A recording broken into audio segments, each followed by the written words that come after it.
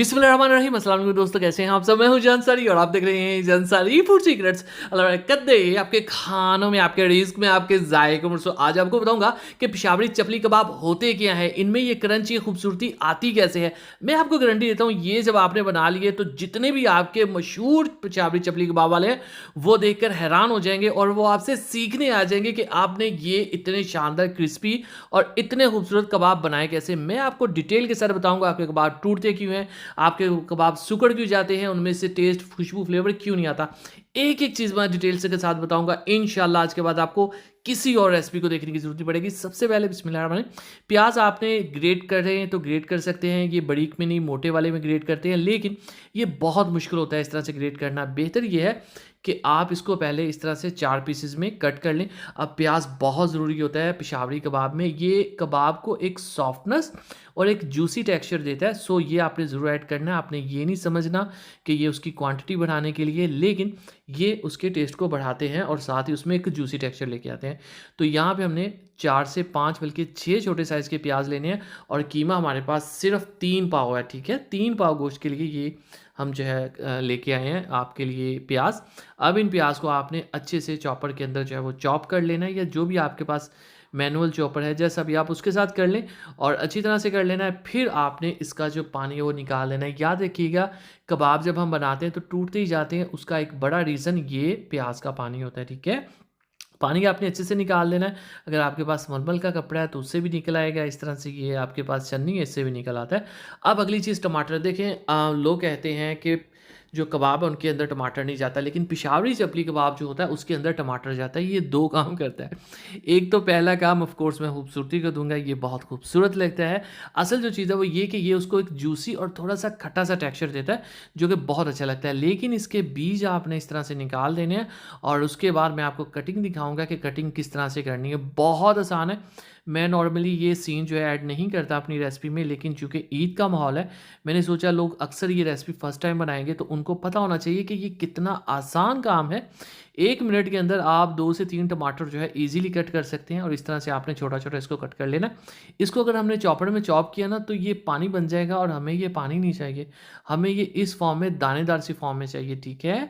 तो ये आपने इस तरह से कटिंग करके रख लेनी है। 3 टमाटर जो हैं वो काफ़ी होंगे, इससे खूबसूरती भी आएगी और इससे एक जूसी फ्लेवर भी आएगा। साइड पे करते हैं। अब बहुत अहम चीज़ है, ये है हमारे पास अनारदाना।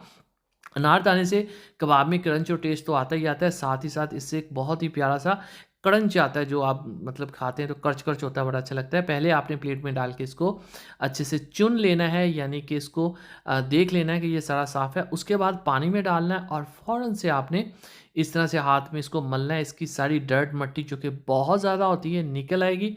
2 दफ़ा आपने इसको धोना है। अब ये वही बात कि ये वाले सीन मैं नॉर्मली ऐड नहीं करता, लेकिन ये रेसिपीज़ भी लोग हमेशा घरों में यानी कि रोज़ नहीं बनाते। सो ये चीज़ें कुछ नहीं होती हैं, इसलिए मैं आज आपका थोड़ा सा ज़्यादा टाइम ले रहा हूँ, ठीक है। चलें जी, इसको भी हमने अच्छे से धो लिया। अब इसको एज इट इज़ हम ऐड नहीं करेंगे क्योंकि इसका साइज़ थोड़ा सा बड़ा होता है। तो हम क्या करेंगे, इसको कूट लेंगे। कूटने का मतलब ये नहीं कि इसका पेस्ट बना लेंगे, बस ये कि इसका ये जो सीड है ये टूट जाए। ये देखिए, बस इतना सा अगर आपने ये कबाबों में ऐड कर लिए तो यकीन करें आपको मज़ा आ जाएगा कि इसके बगैर कबाब ये वाले बन ही नहीं सकते। चलें जी, ये हमने बना लिए, इसको भी हम साइड पे करते हैं। अब चलते हैं गोश्त की तरफ। यहाँ पे 3 पाव मेरे पास गोश्त है और जिसमें मैंने ये चर्बी भी इस्तेमाल की है। इससे जो है वो बहुत ही शानदार एक फ्लेवर आता है, तो ये कंपलसरी होती है इसके अंदर, ठीक है। ये आपने ज़रूर ऐड करनी है। अब याद रखिएगा, अगर आपके पास कुर्बानी की गोश्त में तो ऑफ कोर्स पानी नहीं होता, लेकिन अब बाहर से खरीदे तो अक्सर पानी वाला गोश्त होता है।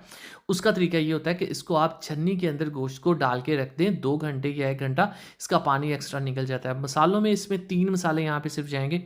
नमक 1.5 टीस्पून, हाफ टी स्पून लाल मिर्च क्योंकि चिली फ्लेक्स ऐड करनी है आगे जाके, और हल्दी हाफ टी स्पून, ठीक है। 1.5 टीस्पून नमक है, 2 टीस्पून कर लें, और लाल मिर्च का पाउडर है थोड़ा सा, और हल्दी यहाँ पे ऐड करेंगे। बस बाकी मसाले हमने बाद में ऐड करने।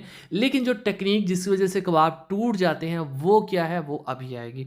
इसको आपने अच्छी तरह से चॉप करना है। अगर आपके पास ये चॉपर, ये फूड प्रोसेसर नहीं है तो आप इसको मार्केट से कसाई से करवा लें, लेकिन बारीक तरीन जाली से इसको 2 दफ़ा जो है गुजरवाइएगा, ठीक है। अब जब ये आप चॉपर में अगर घर पे इस तरह से बनाएंगे तो इसके अंदर ये कुछ रेशे से आ जाते हैं, ये पट्टे से भी होते हैं और चर्बी सी भी होती है, ये एक छिछरे से होते हैं, ये इसके अंदर नहीं बनते, इसके अंदर पिसते नहीं हैं। तो ये आपने पहले हाथों से निकाल देने हैं, वरना ये बाद में कबाब बनाने में, शेप देने में प्रॉब्लम करेंगे, ठीक है। अब मसाले बहुत अहम चीज़ है इसके अंदर, पिशावरी है तो इसके अंदर आपने दरदरा कुटा हुआ, मैं आपको सही बताऊँ ये मैंने हाथों से ही मसला था और ये इतना शानदार बन गया। 1 से 2 टेबलस्पून ये ज़्यादा जाता है, मेन फ्लेवर इसी का होता है। अदरक लहसुन का पेस्ट रेगुलर चीज़ है, 1 टेबलस्पून ऐड कर देंगे। और साथ इसमें ये जो हमने शानदार सा अनारदाना बनाया, ये जब आप इसको कबाब को खाएँगे ना तो आपके मुँह में जो कर्च-कर्च होगा, तब आपको समझ आएगी कि ये कितना एक जादुई मसाला है और ये कितना अहम होता है। नॉर्मली कबाबों में नहीं जाता, पर पेशावरी कबाब में जाएगा। हरी मिर्च ये बड़ी कटी हुई मेरे पास पड़ी थी, ये 1 टीस्पून ये भी ऐड कर लेंगे। और जो हमने प्याज़ इनका हमने पानी निकाला था, फिर बताऊँ प्याज़ का पानी निकाल के ही ऐड करिएगा। अगर आपको लगता है कि कुछ लोग वैसे ही चॉप करके ऐड कर देते हैं, हम भी कर लेंगे। सो वो लोग जो हैं वो प्रोफ़ेशनल होते हैं, वो ऐसा कर लेते हैं, आपसे मुश्किल होगी, ठीक है?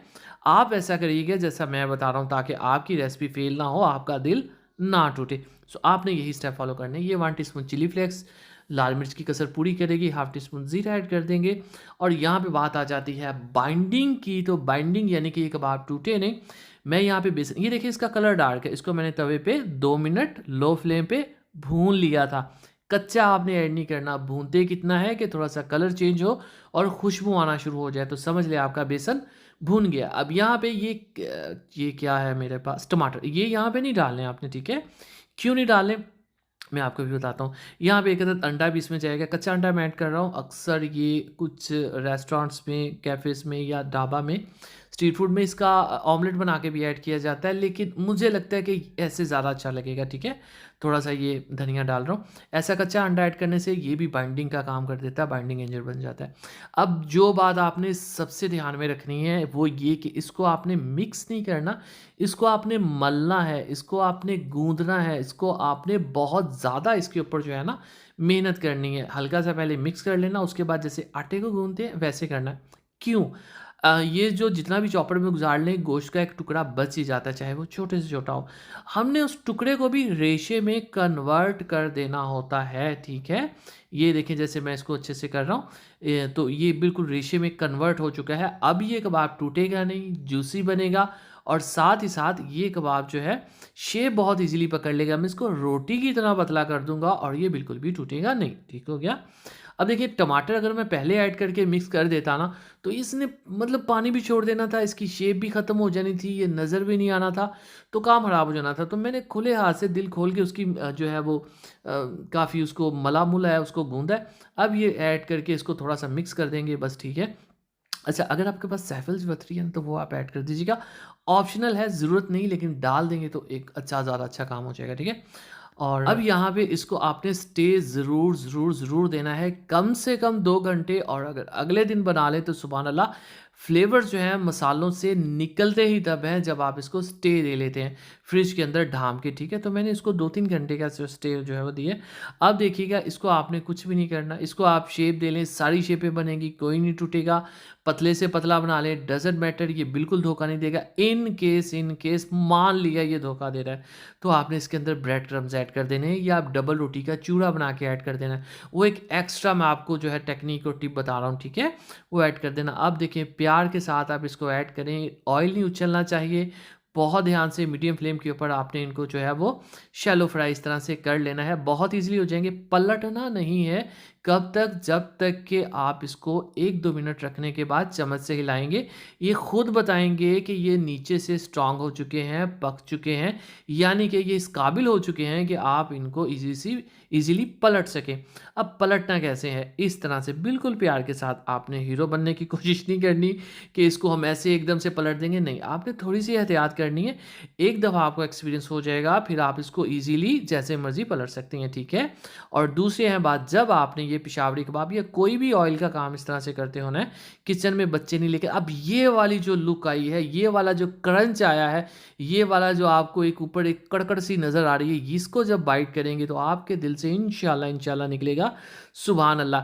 ये चीज़ आपने गरम-गरम एज़ इट इज़ सर्व करनी है, मसाला बना के रख लेना है, जब गेस्ट आए या जब अपने के लिए बनाना है, मौके के बना के रखना है, आपने पुराना पड़ा हुआ नहीं देना, ठीक है? तो माशाअल्लाह अल्हम्दुलिल्लाह, देखिए जी मेरे अल्लाह की शान, उसकी रहमतें, नेमतें और बरकत। तो ये था Peshawari chapli kebab recipe, beef kebab recipe, easy Eid special recipe, Eid ul Azha recipe. दुआ में रखिए, वीडियो को लाइक कीजिए, मुझे दीजिए इजाज़त। अगली वीडियो तक अल्लाह हाफ़िज़।